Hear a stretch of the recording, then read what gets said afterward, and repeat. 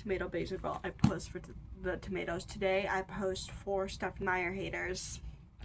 Hello, you're seen, you're heard, you're valid. Okay, so I'm gonna give you some brief context. I always over-explain myself. I have a terrible habit of needing to say every single thought that comes to my mind while filming, and also needing to repeat the same thing over and over again because I'm afraid you don't know it. To keep it short and simple, when I was 16, I watched all the Twilight movies for the first time and fell in love. I thought they were incredible. I thought they were beautiful. And I was totally doing that thing that young girls sometimes do, where they read something or watch something that people, primarily men, have made fun of, and go into it expecting to hate it and make fun of it, and then accidentally fall in love with it. I also did this with Titanic, where I watched the Titanic expecting to think it was super stupid and girly and dumb. That is called internalized misogyny if you are unaware. Unfortunately for me, both times with the Titanic and Twilight, I fell in love. The big difference between the Titanic and Twilight is Titanic is a masterpiece and Twilight is Twilight. So, but I fell in love. I was at the library one day, and if you don't know, a lot of libraries, at least in Arizona, but I'm pretty sure all over the world, or at least in America, have bookstores inside of their library. Not like, I've actually saw recently a library like on the internet, not in person, but like have like a real bookstore inside the library, which was crazy. But primarily it's thrifted things, secondhand books, DVDs, CDs that people have donated or that the library has donated to the bookstore because people aren't checking that item out. So I've gotten a lot of stuff from them, and I'm looking, and they have New Moon and Twilight. I actually already owned a copy of Twilight that I got my freshman year of high school, and I just never read it. But I saw New Moon, I was like, oh, I'll read New Moon. New Moon's my favorite of the movies. I'll watch New Moon. I'll read New Moon. Read New Moon, got obsessed, went to the psychiatric hospital, reread New Moon, then read Twilight for the first time. Then got out of the psychiatric hospital, read Eclipse. Eclipse made me cry. Then started Breaking Dawn, got halfway through Bella's a Vampire Now, stopped Breaking Dawn because I had reached a breaking point. And now that I am 19, did that all when I was 16/17. Now that I am 19, am I like slightly I'm not balanced. What's the word? I'm not in the middle. Perfect. No point. Now that I am 19, I have decided my womanhood starts officially when I'm 20. I feel like that's when I become a woman. That is a joke. That's a joke. I'm aware that's a joke. I don't really know when adulthood starts. Legally, you're not a minor when you're 18. Here's the thing, though. No 30-year-old, nobody above the age of 25 is going, honestly, nobody above the age of 20 is going to look at an 18-year-old and go, that's an adult. You're an adult. And so I do feel, though, when I'm no longer a teenager, people will take me slightly more seriously, like 1%. So the joke is I become a woman when I turn 20. I turn 20 in December. My birthday's in December.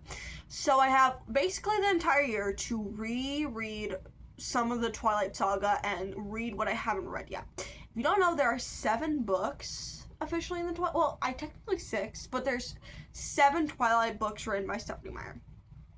There's the 4 main, Twilight, New Moon, Eclipse, Breaking Dawn. There's a novella between Eclipse and Breaking Dawn from like a different vampire's perspective called The Short Second Life of Bree Tanner. There's Midnight Sun, which is the most recent Twilight book through Edward's perspective. And then there's Life and Death, which is gender-bent Twilight. Okay. Yes, I own all these books physically. I thrifted all of them from various places. This is the only one I got from... Oh, actually, I got my first Twilight book from Goodwill, but I cut that one up for scrapbooking. I did. I made Twilight vision boards, and I cut up all my Twilight books, but I got new ones, and now I have, like, fun editions. But I got this from Goodwill. I was so excited. I'd never seen it in person before. Most of my books I either got from the library bookstore or from Half Price Books, just in general, but also with Twilight. This one I hadn't seen at Half Price Books. I was so excited to get it. And now I don't even want to own it. This is a rant. All you need to know about this book before I start telling you about how you should read it is basically Stephenie Meyer got a lot of criticism that Bella is like a damsel in distress. I was trying to figure out the lore. All I remember from Life and Death, like from when I was a kid before I ever read the Twilight Saga, was somebody said like she read it to like reverse gender roles, and I was like, that makes no sense to me, because it doesn't make sense to me. But the reason, I guess, is because people were like, Bella's a damsel in distress, so she was like, well, actually, she can be a boy and still be a damsel in distress, and that's how this book felt. This is the 10th anniversary edition. I listened to it through audio. I got it on Libby through audio. And I'm going to discuss it with you. This is going to be full spoilers. I personally think it's not fun to do reviews without spoilers. So, I personally think it's really fun to do spoilers. I also put on a cute outfit that matches with the book. Okay. I write reviews for all the media I consume. I even write it for like episodes of TV shows. If I'm watching a TV show, every single episode is going to get a review. And how I do it for movies and TV shows is I like write while watching, but how I do it for books is I read the entire book and then I write a review. And depending on the type of journal is depending how many pages I'll do. But for a journal this size, this is my current media journal, I will typically write like 2 full pages, a full spread. I wrote 5 pages for this book, which isn't a lot, honestly, but it's a lot for me. This is everything I wrote. Okay, so I'm gonna be like looking over at it, like these are my notes basically, so forgive me if I'm looking at. I've told you everything you need to know. I'm also gonna tell you the names of like what character they're like based off of, because every single character is gender bent in this, except I'll probably just call them by their original names, but sometimes I'll say the gender bent name. Because every single character in this book is gender bent except for Charlie. What's Bella's mom name? How am I forgetting this? Renee. Except for Charlie and Renee. For some reason, they are the only characters that are not gender bent. I swear to God, the most minor characters got gender bent, but Charlie and Renee did not. So basically, this book was bad. And I knew it was bad from the beginning, because Twilight's bad. This is not a safe place for people who like Twilight. I am not judging you. Here's the thing. I try not to be a negative person. And I actually don't love reading books I don't like, making negative reviews. I think it takes a sick individual who will purposely only read books they know they won't like just so they can make a negative review. I think you're sick and twisted in mind. I think if you go into a book knowing you are going to hate it and then you hate it, hey, that is your own fault. So I am aware entirely that me deciding to reread the Twilight Saga, even though I am dragging myself through, I might even not make it. Something bad might happen to me because of the Twilight Saga. I don't know why. I might get some bad karma for reading this.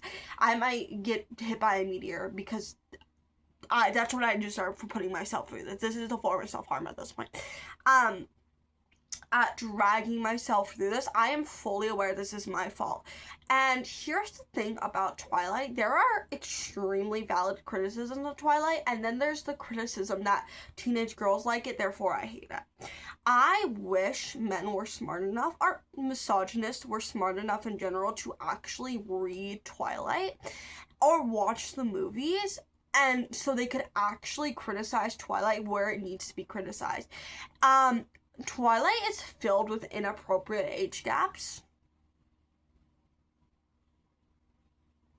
Like, tons of inappropriate age gaps. Like, Edward is 104 dating a 17-year-old, and if you don't realize that's problematic,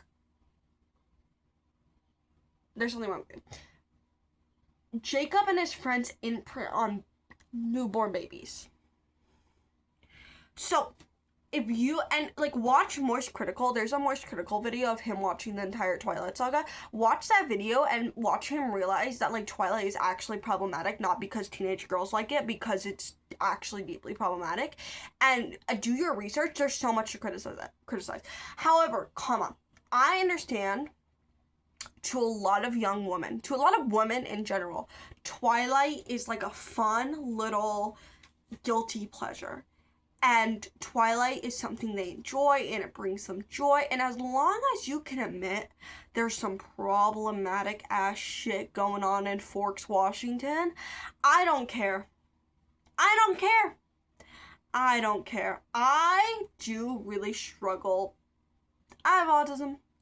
And I'm not going to be like, I'm the strong sense of justice autism, but I do definitely struggle with like my morals are very important to me, and I really struggle even with media, that if there's problematic characters in the media, I don't like them. Even if the point is that they're problematic and that's what makes them an enjoyable character, not because they're likable, but because they're so well written, I still don't like them. I don't like problematic characters. I do understand, though, there's a separation from media and real life. I do think, however, there's a line, and I do think Twilight crosses it a little bit. But, however, I do think it's okay to be a guilty pleasure as long as you can admit it's problematic.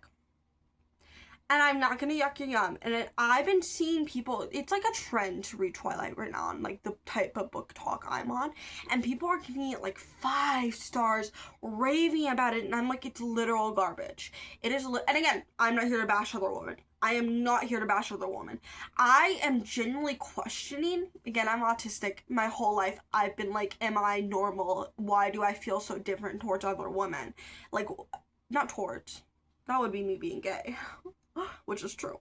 But why do I feel so different compared to other women? And so the reason I started reading Twilight originally was to feel normal. And now I'm reading it and I'm like, I'm not normal because it's dog shit.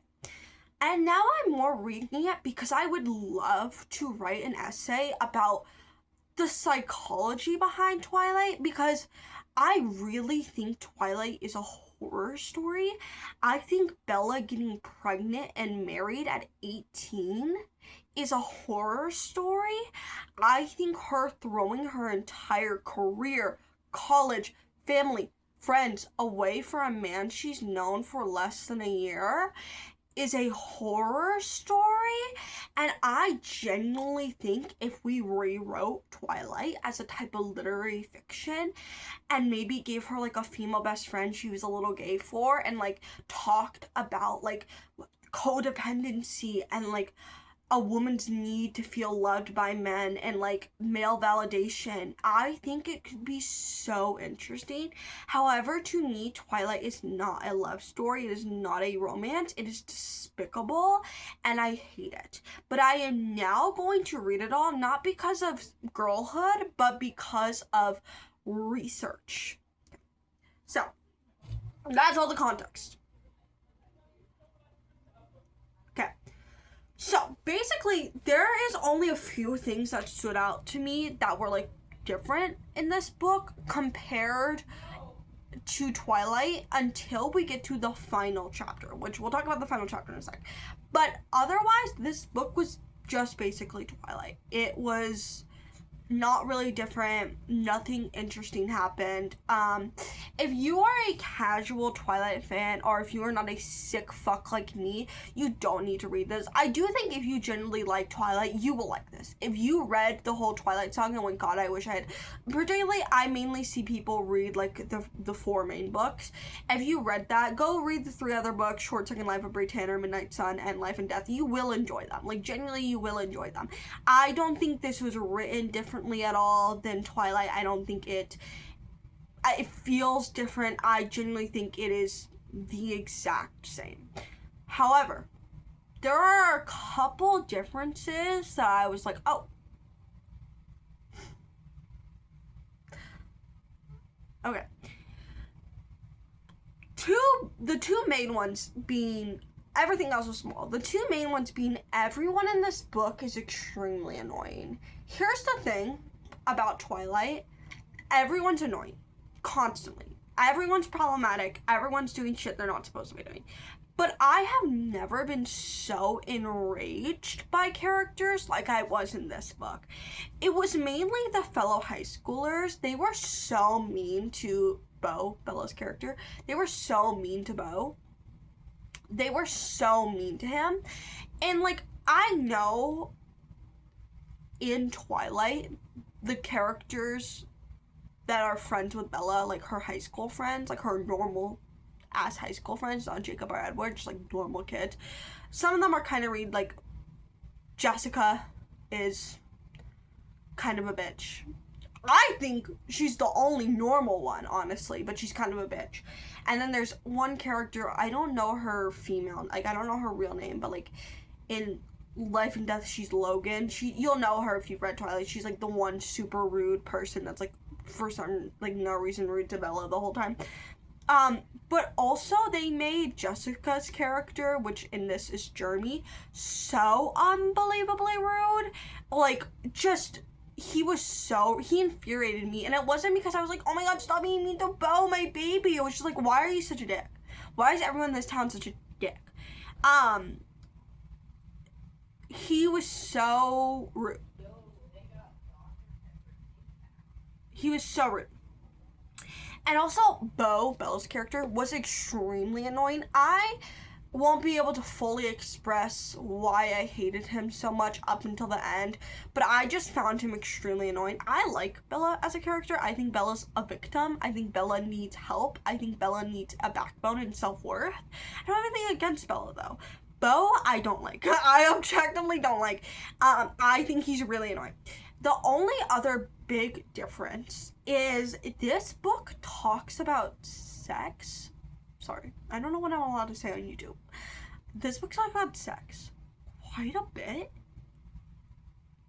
which did surprise me. I am not Puritan.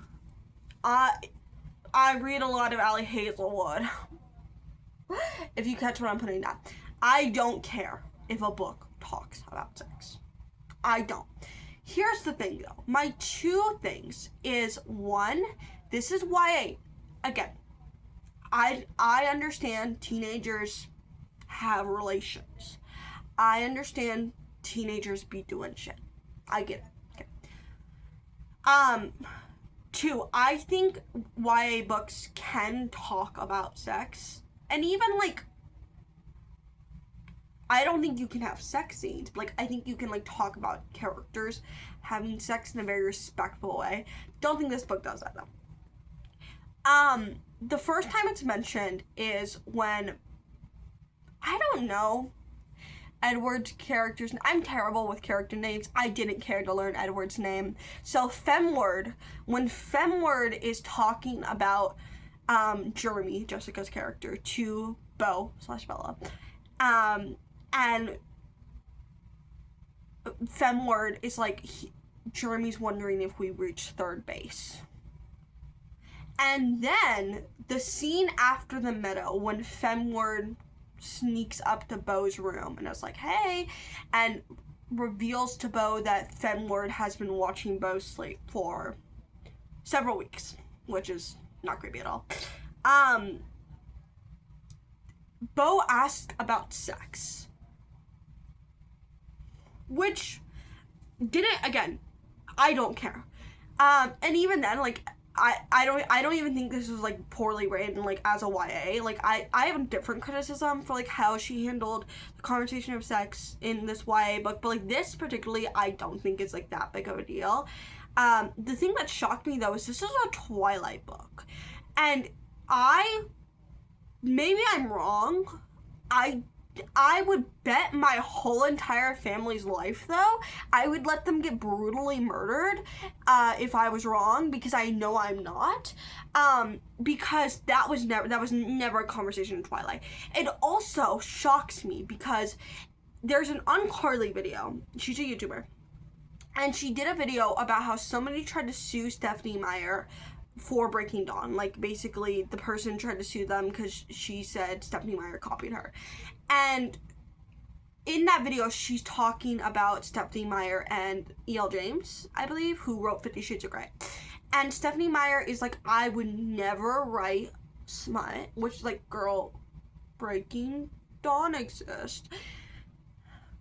Edward literally broke a bed, and then she's like, I also just don't write romance. And it's like, that's crazy, because you wrote a romance series. And it's so crazy to me, because now she's, like, bluntly talking about sex. Again, not a Puritan, but it is insane that that's in a Twilight book. Because Twilight, even in Breaking Dawn, when they're actively... they don't talk about sex this blunt. So that did really surprise me. My criticism, though, comes from a lot of criticism I have with YA books, where YA books do this thing where they don't have smut, but then they'll have inappropriate scenes for teenagers, that a teenager should not be written as sexy, ever. Obviously, like, 18, 19, fine. I'm 19. I've said that, I'm 19. I don't think a minor should ever be written as sexy. I think if you're going to write a teenager exploring that part of themselves, it's going to be awkward and messy and uncomfortable, because no teenager is sexy. No minor is sexy and should be written as sexy. I don't care what a badass she is. I don't care if she's a hero. No 17-year-old knows how to do any of that. And if they do, that's a problem and that's concerning. I'm not saying you're a bad person if you are under the age and if you have had relations. I'm just saying I don't think we should be writing 17-year-olds as sex gods, you know? But the way she does it is like Bella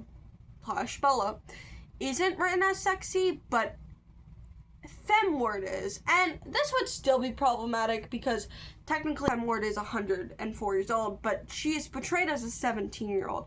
And multiple times grown men who think she's a 17-year-old are gawking over her. But also she's actively flirting and being sexual towards a 17-year-old. That's my main problem. I still think it's weird when, like, I know animes do it a lot.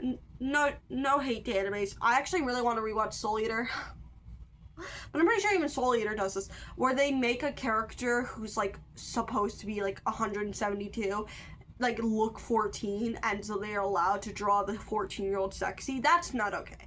But the main problem in this book is that this 104-year-old is, like, being super sexual with a 17-year-old. Like, and you'll understand if you read the book, but, like, there's one scene where, like, her earlobe, it's, like, her mouth is, like, pressed against his earlobe, and it's just written, like, super, like, steamy, and it's just, like, not appropriate. It's not appropriate. That's my biggest thing with YA books. If you want to write a smutty little romance book, by all means, I'll probably read it. I'll probably enjoy it. I'll probably rate it highly. I'll probably recommend it to people. However, these characters need to be, like, honestly, 20 and above.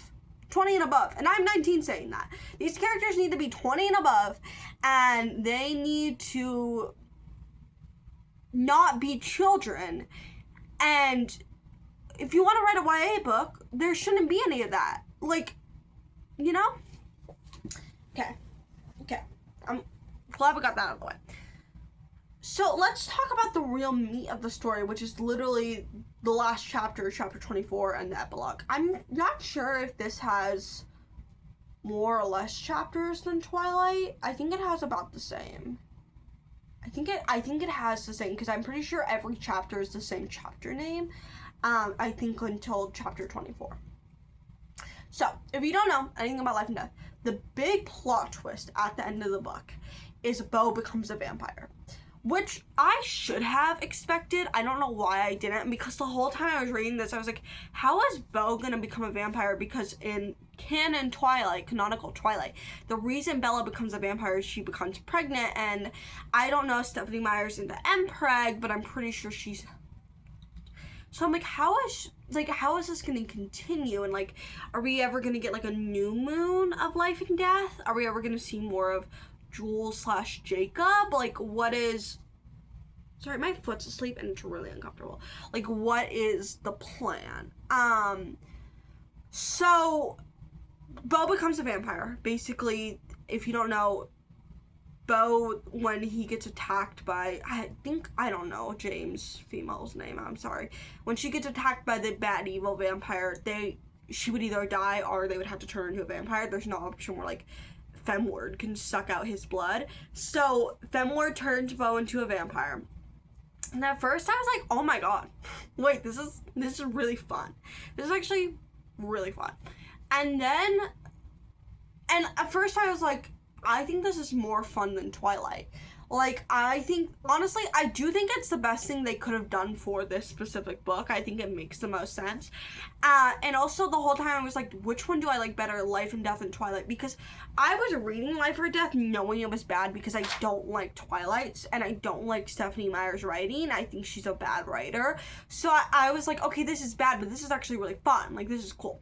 Until we get to the epilogue.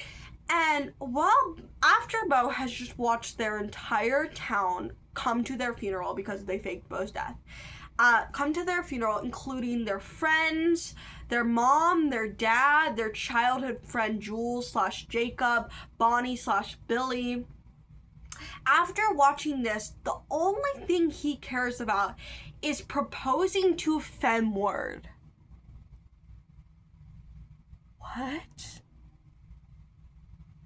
What? I'm sorry, if I had to fake my death and watch my entire family attend my funeral, the last thing on my mind would be proposing to fuck-ass Femward. But bitch boy Beau has priorities. So that genuinely pushed me over the edge and made me hate this book. Here's the thing. Hold on, I'm going to review some of my writing and then hold on. Okay. My final synopsis on this is I think being a teenager in love is a very intense and overwhelming feeling. And often when a teenager is in love with another person, they act like those two people, themselves and their partner, are the only two people to exist and will be cringy and annoying and extra and make out in front of people and do really embarrassing things and be really embarrassing, but they don't feel the embarrassment because they are so in love. I think it's a part of being a teenager. No hate to you if you didn't experience this. You're better than the rest of us. I think it's a part of the territory. I also think it's obnoxious as fuck. Not trying to act elitist, not trying to say I'm better than anyone. I just think it's weird as to be making out in front of people and confessing your love in front of people and doing weird romantic shit in front of people. I think it's a part of being a teenager, and I still think it's extremely cringy. And sometimes to be cringe is to be free, other times to be cringe is to be cringe. Here's the thing though, you know what's not normal? Getting married at 18. Hot take! Having a baby at 18 with a person you've known for less than a year. I'm not judging you, I'm just saying it's not healthy. Leaving your entire life for a person you barely know.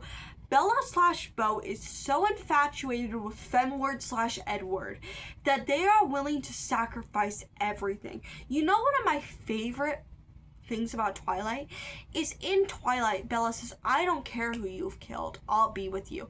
Then when she finds out Jacob is a werewolf, she goes, but you're a killer. I don't want to be with a killer. Holy hypocrisy. What are you doing, Bella? I think it is insane to promote to young teenagers, which is the primary audience of Twilight, that it is okay and normal to have a codependent, toxic relationship. Not to mention, Edward is also so controlling. Like, he doesn't let her leave her house at points. He doesn't let her see her friends.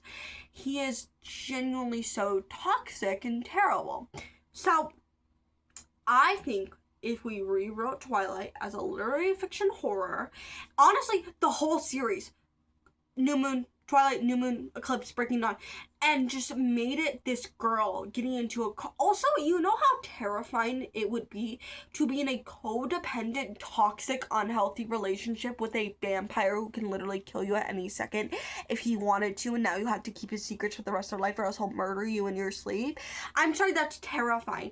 Write it, make her have a gay best friend who she's secretly in love with. I'll publish it. I'll pay for it, babe. I'll do it.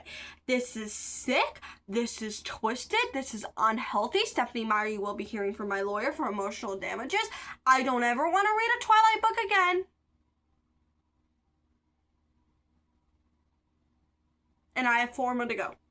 I have Eclipse, Breaking Dawn, Short Second Life, Brie Tanner, said that wrong, doesn't matter, and Midnight Sun. And Midnight Sun may or may not be the death of me. You may never hear from me again after I finish Midnight Sun. I hate Edward. Point is, this is extremely unhealthy and gross and weird and should not be promoted. And I don't care if it's fiction, it came to the point where I started this as a little joke. I'm gonna read the entire Twilight series to reconnect with girlhood. And then I was like, oh my god, this is really bad. Like, it's fun. It's fun to read something bad. And now it's like, this is genuinely unhealthy to be promoting to young teenage girls. And that's how I feel. That's how I feel. And you can call me a woke feminist. But I am a woke feminist. So, shut up.